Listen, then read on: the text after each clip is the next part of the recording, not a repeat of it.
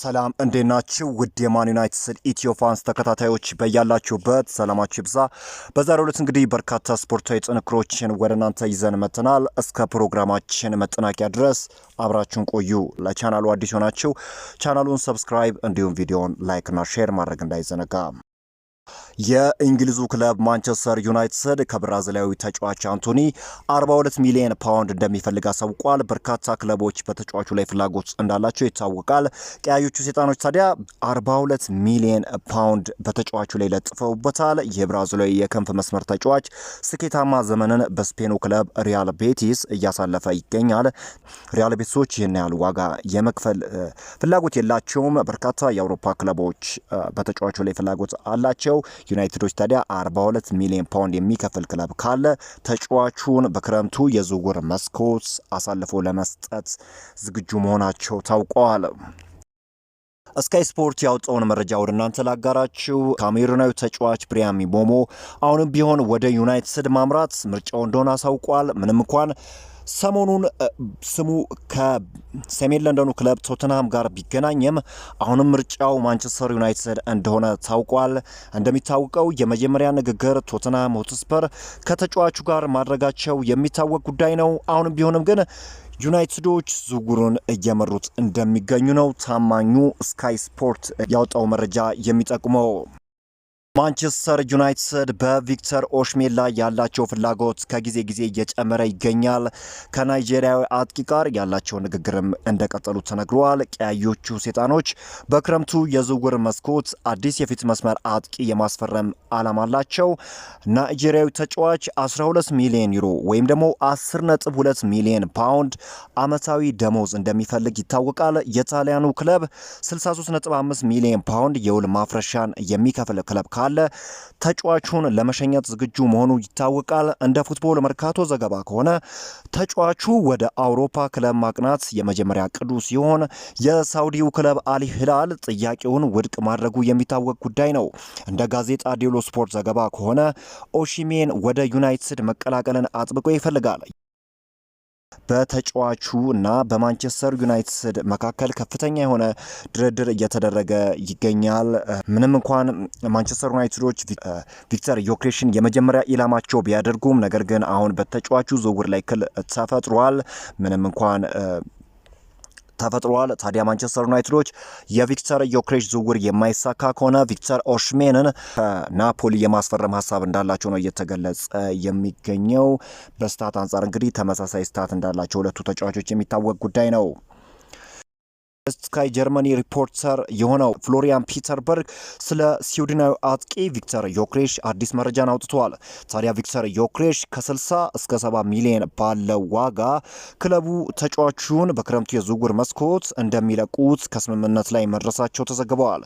አያይዞም እንግዲህ በሚቀጥሉ ቀናት ውስጥ ስለ ተጫዋቹ አዲስ ነገር የመስማት እድላችን ከፍ ያለ ነው ሲል ነው እንግዲህ ብዙ የአውሮፓ ክለቦች በተጫዋቹ ላይ ፍላጎት እንዳላቸው የሚታወቅ ጉዳይ ነው።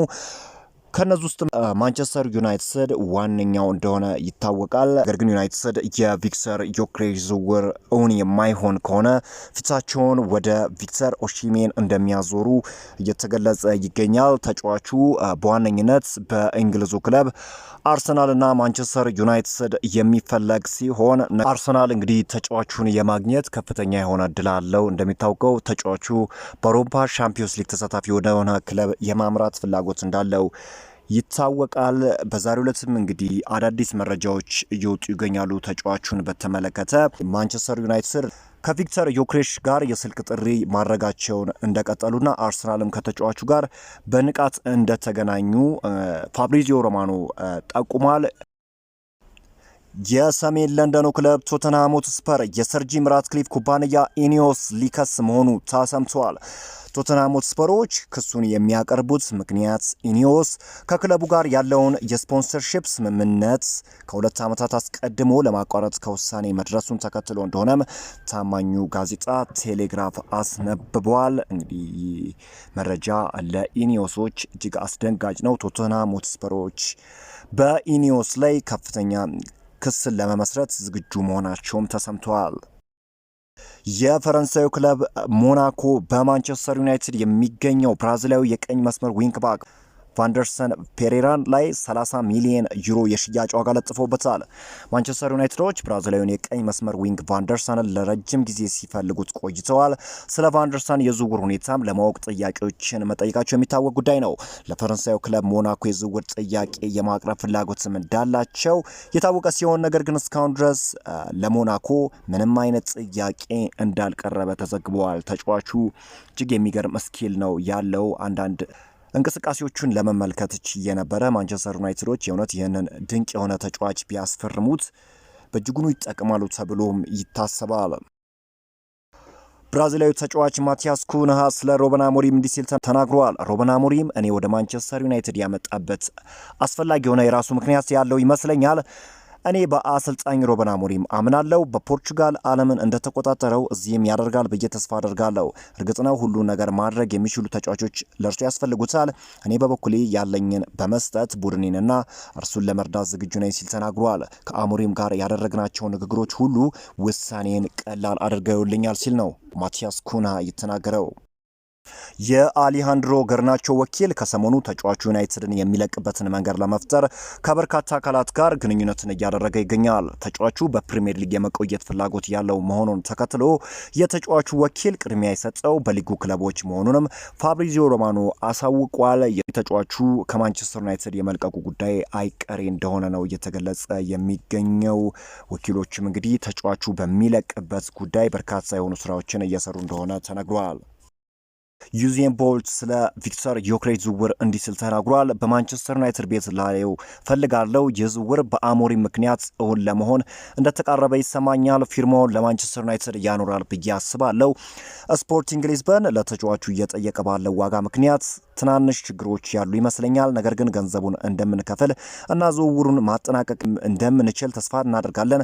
በጉጉት እጠብቃለሁ። ወጥ አቋም ያላቸው አጥቂዎች ያስፈልጉናል ሲል እንግዲህ ዩዜን ቦልት ተናግሯል። እንደሚታወቀው ዩዜን ቦልት የማንቸስተር ዩናይትድ ደጋፊ መሆኑም ይታወቃል። በዛሬው ዕለት የነበሩት መረጃዎች እኚህን ይመስላሉ። በአዳዲስ መረጃዎች እስክንገናኝ ድረስ መልካም ሁሉ ተመኘሁ።